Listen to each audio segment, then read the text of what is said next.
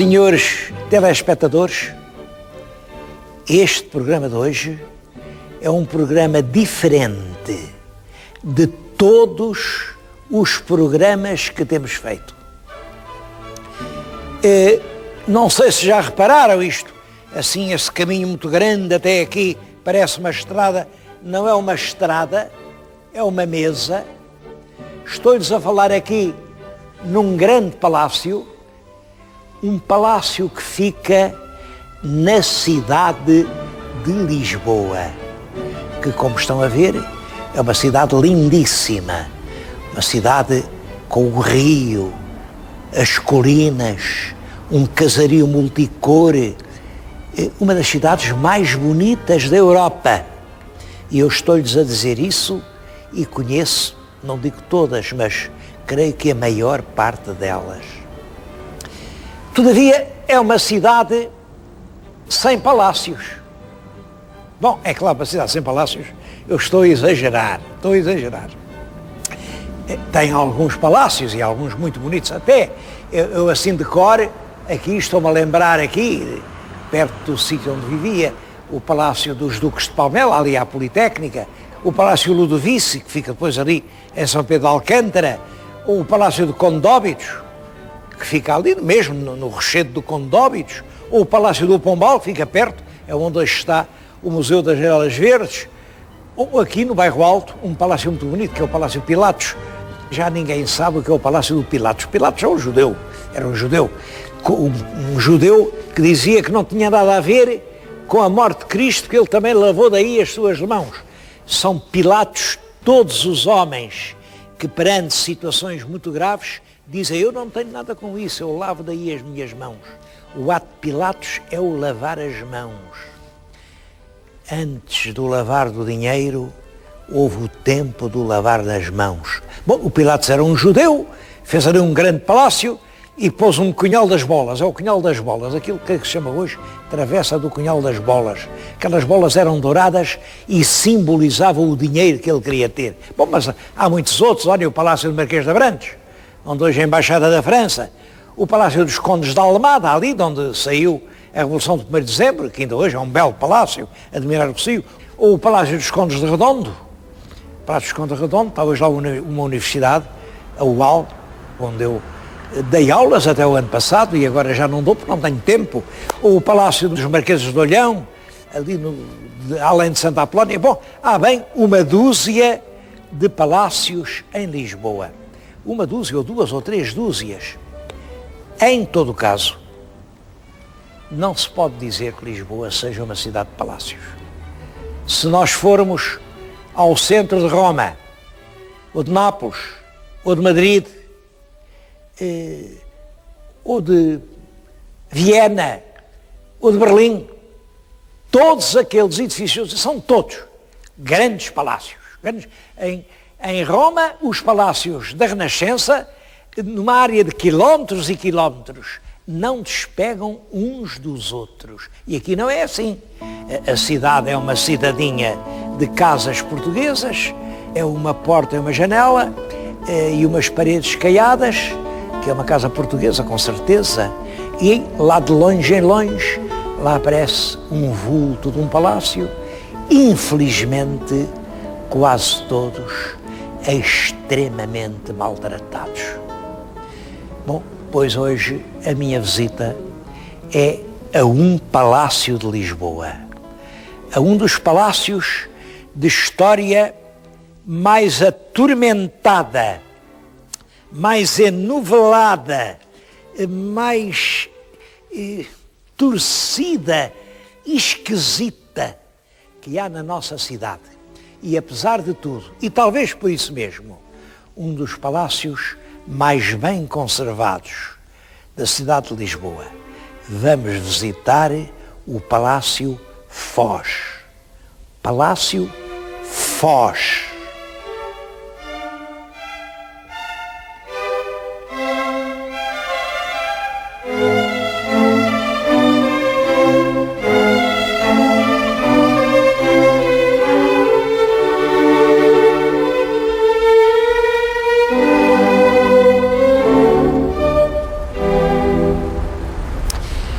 chama-se Palácio Foz, mas eu pergunto se não haverá uma certa injustiça nessa designação, porque quem o mandou construir não foi o Marquês da Foz. O Marquês da Foz comprou quando ele já estava feito. Isto que estamos a ver, toda esta fachada, foi mandada fazer por um Marquês de Castelo Melhor. E também durante muito tempo chamou-se-lhe Palácio do Marquês de Castelo Melhor. Eu achava melhor que nos chamássemos Palácio Castelo Melhor do que Palácio Foz, porque os Castelos Melhores foram donos deles durante, não sei, mas perto de 100 anos, ou mais de 100 anos. E o Marquês da Foz foi dono dele durante 10 anos. Bom, vamos contar a história porque isso é engraçado, isso é das coisas bonitas. Quando a gente fala em Castelo Melhor, é que lá toda a gente se lembra do grande Conde de Castelo Melhor, o terceiro Conde de Castelo Melhor, que é o homem que ganha a Guerra da Independência. Se nós hoje somos um país independente, devemos-lo à decisão, à coragem, à intrepidez e à dignidade do terceiro Marquês de Castelo Melhor. É Dom Luís de Vasconcelos e Sousa. Essa história do Castelo Melhor é curiosa porque ele apoderou-se do poder de uma maneira pouco digna. Sabem que o nosso rei, Dom Afonso VI, era um diminuído mental, em todo sentido, era um idiota completo. Ele não era capaz de falar sequer, ele não se aguentava em pé, ele só sabia dizer uma palavra, dizia fixe. Para ele, ser bom ou ser mau é fixe. E como tal, caiu nas mãos de um gangue de malfeitores que havia ali à volta do paço, eram uns desordeiros e tal, e o rei achou que eram fixe, andava com ele à noite, a cavalo, e fazia 2 exércitos, os bons e os maus, coitado, era um pateta nas mãos de um gangue de malfeitores, marginais. É claro que o governo fez o que tinha a fazer, mandou prender os marginais, eram os italianos, uns tais Conti. O Castelo Melhor, que era um fidalgo culto, inteligente, aproveitou essa oportunidade. O rei, coitadito, ficou muito zangado por lhe prenderem os amigos. Ele não sabia que os amigos eram um bando de facínoras, de gente da mais real espécie. E por isso o governo fez muito bem, que os mandou meter na cadeia. Mas o Castelo Melhor, que era fidalgo às ordens do rei, usou isso e disse: Vossa Majestade não devia admitir que prendessem os seus amigos. Vossa Majestade pega no governo. Afinal, o rei é Vossa Majestade. O rei não é a sua mãe. A rainha, regente, era regente porque o rei, coitadinho, era um atrasado mental, um atrofiado. E o rei, fiado nisso, mandou embora a mãe, a rainha regente, e entregou inteiramente o poder a esse amigo, o Dom Luís de Vasconcelos e Sousa, que era o terceiro Conde de Castelo Melhor. Devo-lhes dizer que, apesar de ter obtido o poder dessa forma indigna, afastando uma regente competente para entregar o poder a um pobre pateta, apesar disso, Dom Luís de Vasconcelos e Sousa foi uma grande figura da história nacional. Foi ele quem aguentou em cheio a Guerra da Independência, foi ele quem conseguiu reunir forças para bater os exércitos de Castela, foi ele quem obrigou o governo espanhol a negociar em pé de igualdade com o governo português, foi ele quem obrigou em 1668 a fazer a paz entre Portugal e Espanha, em que o governo espanhol reconhecia inteiramente a independência de Portugal. Tudo isso se deve a Dom Luís de Vasconcelos e Sousa, terceiro conde de Castelo Melhor.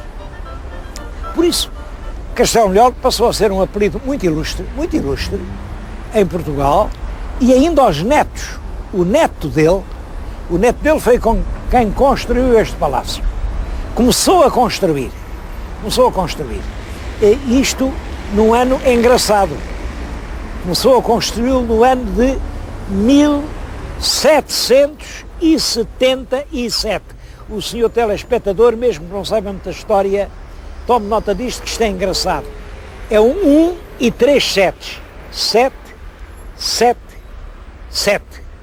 O povo chamava-lhe o ano dos 3 martelinhos. O martelinho matou o rei. Outro deitou fora o pombal. Outro matou o papa. O ano dos 3 martelinhos. É em 77 que Pombal é apiado do seu imenso poder. E é em 77 que o neto do conde de Castelo Melhor vem aqui e em pleno passeio público era a menina dos olhos de Pombal, começa a construir um palácio. Isto é como quem cospe na memória do Pombal, que nesse mesmo ano de 77 tinha sido expulso de Lisboa e tinha ido morar para Pombal. Porque ele era Marquês de Pombal.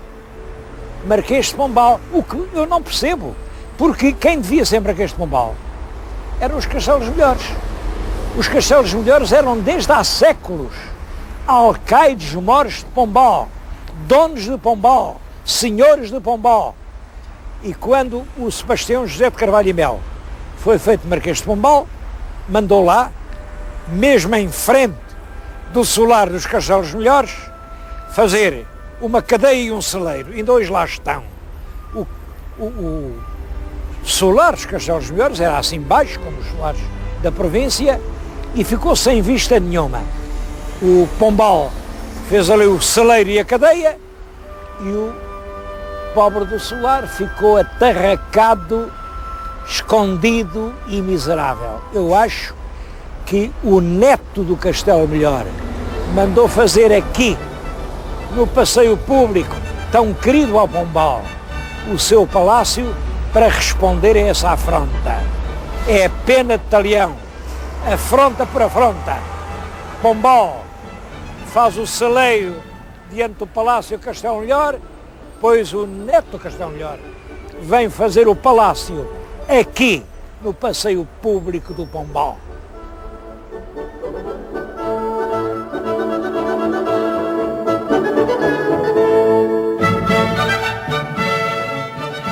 Bom, mas a verdade é que em 77 começa para Portugal um período sombrio. Reina a rainha Dona Maria I, que depressa começa a ter, enfim, os médicos a perguntarem se a rainha não estaria demente, e estava. Vem a Revolução Francesa. Aqui em Lisboa ouve-se com terror a notícia que tinham cortado o pescoço ao rei. Entramos numa guerra contra a França. Imagina uma guerra contra a França. É claro que é uma derrota completa. Aparece o Napoleão exige a adesão portuguesa ao bloco francês. Nós não podemos aderir, porque a nossa outra metade é o Brasil e quem manda no mar é a Inglaterra. Portanto, estar pela França é estar contra a Inglaterra. E estar contra a Inglaterra é não poder navegar para o Brasil. Por isso, a gente não pôde aderir ao bloco francês. Bom, e o Napoleão manda invadir Portugal. É a primeira invasão com o Junot, a segunda com o Sul, a terceira com o Macená, e Portugal, um país em escombros. Como é que os marqueses de Castelo Melhor podiam acabar o palácio? Num país em guerra, todos os homens com as armas às costas, não há dinheiro, não há artífices, não há gosto. E o palácio, que começou em 77, olhem, ele veio a ser inaugurado só quase 80 anos depois, em 1846. 46 já é tempo do Costa Cabral, enfim, já começa a tentar estabilizar-se um bocadinho este Estado desarvorado e desconjuntado, mas mesmo em 46 isto estava por metade. Um dos torreões, viram que o palácio tem a cada lado um torreão, um dos torreões ainda estava em obras. Bom, mas é nessa altura que se instalam aqui os marqueses de Castelo Melhor. Também não foi por muito tempo.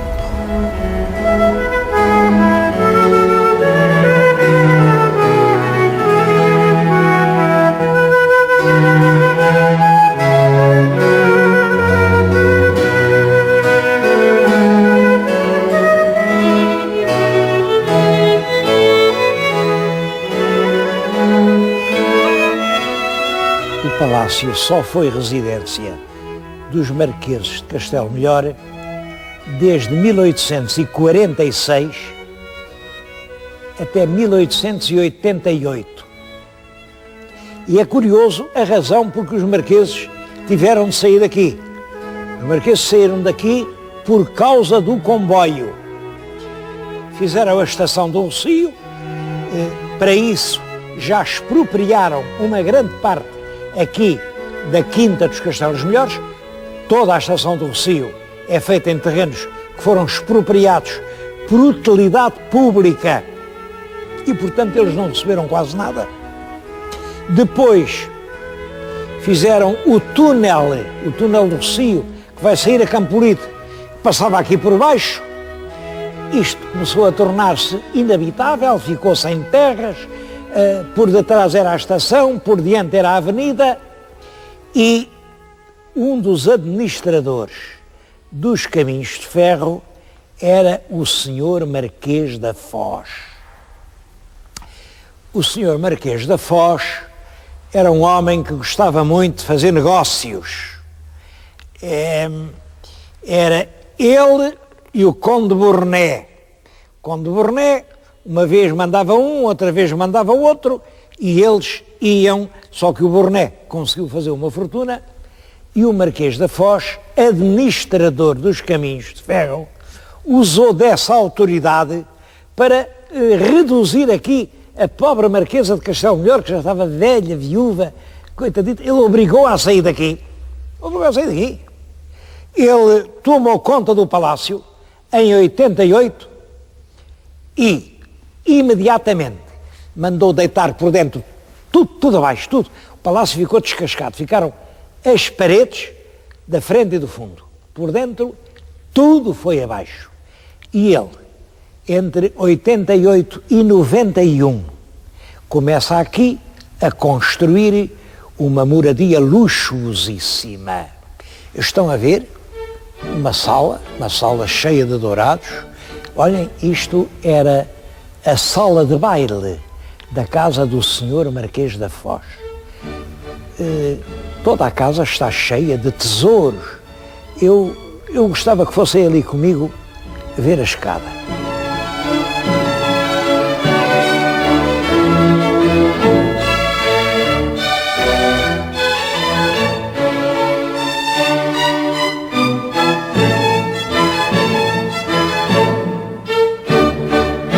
O gradeamento foi feito em Paris, na Casa Moreau, e fez muita sensação no tempo. Os próprios fabricantes tiveram em exposição durante 15 dias antes de o mandarem para Portugal. Isto é tudo peça a peça, é aparafusado e ficou caríssimo. Falava-se em 40 milhões. Bom, é uma escada que ainda hoje tem um grande aparato. E reparem, em cada lanço tem a coroa de Marquês e depois uma flor de lis. Pois a flor de lis, a coroa de Marquês. Isso vai se alternando. Bom, isto significa que a escada foi mandada fazer depois de 1886, porque só em 86 é que ele foi feito marquês. E a flor de lis? A flor de lis, é claro, era um emblema real do tempo dele. A Casa Real de França tinha por emblema a flor de lis. E a Rainha de Portugal, a Rainha Dona Amélia, portanto, tinha por símbolo a flor de lis. E ele usa dos seus apelidos, tem vários apelidos, um deles é Guedes. E os Guedes, em Portugal, também têm a flor de lis. Portanto, ele põe a flor de lis em grande destaque, o que dá uma aparência de nobreza real. Bom, realmente ela era nobre, mas de uma pequena nobreza. É até curiosa essa história dos Condes da Foz. Ele era filho de um Gil Guedes, que foi militar, já por sua vez era de pequena nobreza, mas foi um militar distinto, andou nas guerras liberais e devia ser um homem muito insinuante, porque foi ajudante de campo do imperador Dom Pedro IV. Depois foi ajudante do rei Dom Fernando de Saxe, que era amicíssimo dele. E foi exatamente, foram fazendo, primeiro barão, em 1843 é barão, em 55, passado 12 anos, é visconde, em 62 fazem-no conde, e o filho dele, que é este Tristão Guedes, depois é feito marquês, enfim, nesses degraus de nobreza. Mas já é, claro, um marquês do dinheiro, um marquês dos caminhos de ferro. A verdade é que ele, para decorar este palácio, todo o palácio, vejam, sala a sala, pormenor a pormenor, era de um esplendor real. Não havia, aliás, nenhum palácio em Portugal tão rico como este.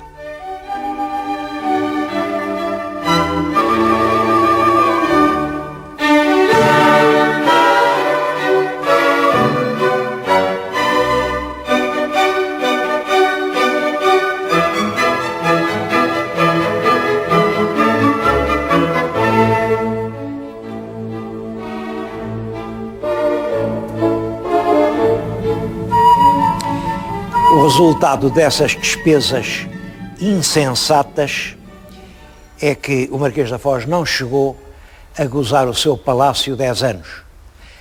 As dívidas acumularam-se e em 1901 ele teve que fazer um leilão sensacional, durou 10 dias, vendendo tudo quanto estava aqui dentro. Eu tenho aqui o catálogo do leilão, uma fotocópia do catálogo, catálogo do leilão de objetos de arte, imobiliário antigo, Palácio Foz.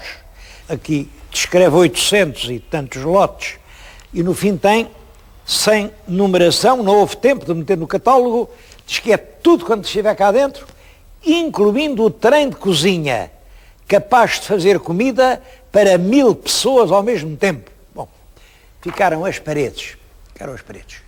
Depois disso, é claro, olha, foi arrendado para o anuário comercial, foi sede do crédito predial, foi andando até que em 1910, no ano da República, foi comprado por um terceiro conde, o Conde de Sucena. O Conde de Sucena era também um antigo imigrante, um homem do povo, lá de cima de Águeda, foi para o Brasil, trabalhou duramente, arranjou uma fortuna, chegou aqui, comprou isto, mas não foi para viver cá. Achou que isto era um rico espaço no centro de Lisboa e comprou para meter aqui tudo quanto havia. Esteve aqui alfaiataria, esteve aqui uma leitaria, aliás, muito luxuosa. Havia aqui um cinema, havia um cabaré, havia lá embaixo a Taberna Vínica, foi aqui a sede do Sporting, foi aqui a Embaixada dos Estados Unidos.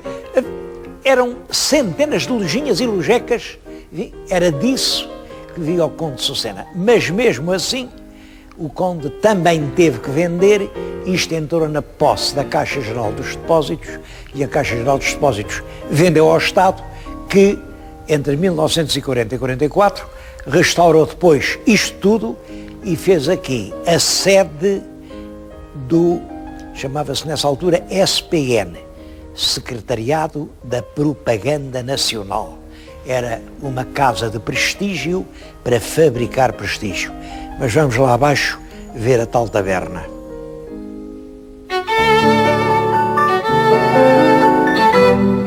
A taberna era aqui. Tinha ali uma placa que tinha mesmo escrito Taberna Vínica, para se perceber bem que era de vinhos. Também lhe chamavam Abadia. Abadia, atendendo a este aspecto entre o gótico e o manuelino. Isto é um dos mais importantes monumentos de pastiche português. Tudo isto foi inaugurado em 1917. 1917, isto é mais ou menos o tempo em que eu nasci. Reparem o gosto que havia para fazer uma coisa destas. É um arremedo realmente muito fantasioso e muito quase grotesco, de estilos históricos que nessa altura estavam na moda. Aqui este lugar era o claustrum, era meio cabaré, meio boate, juntavam-se aqui as pessoas e lá em cima era uma leitaria. Uma leitaria onde o leite era mungido das vacas, havia vacas, vinha o leite, também se vendiam bolos, pastéis, era um lugar muito chique. Aqui era o sítio mais íntimo. Bom, impressiona-me a mim, principalmente isto. Como foi possível fazer uma coisa destas, inaugurá-la, num ano como 1917, um ano dramático para Portugal. Estávamos na Grande Guerra, estavam a morrer milhares de rapazes. Bom, depois o gosto de lisboeta era isto. Isto talvez fosse repintado, talvez fosse um pouco transformado, ele agora está a ser cuidadosamente restaurado. Está aqui uma equipe de artistas que estão a trabalhar e a tentar pôr isto exatamente como teria sido em 1917. Quando estiver pronto, a gente volta cá outra vez.